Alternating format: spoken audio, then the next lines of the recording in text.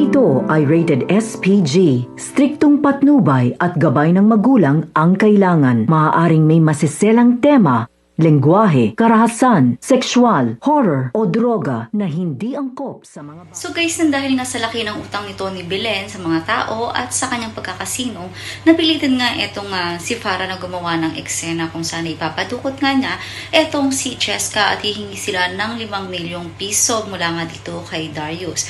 Kitang-kita naman dito kay Lucy ang kanyang pag-aalala, subalit wala naman talaga siyang say kung ano man ang desisyon nito ni Darius at ni Farah para nga rito kay Cheska.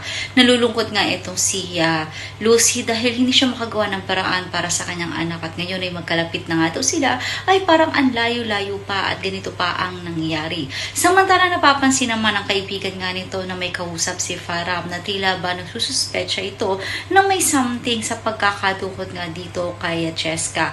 At ngayon ay nagtataka sila dahil parang napakadali para kay Farah magbigay lamang ng 5 milyon at kinukumbinsi niya pa si Darius na madali naman daw kitain ang 5 milyon. Ngunit sinabi nga ni Lucy na sa oras na malaman niya na may kinalaman si Farah ay talagang ibubulgar na niya ang sikreto nito kahit nasabihin pa na hindi ito totoo. Yun ang mga dapat nating abangan dito nga lang sa Stolen Life.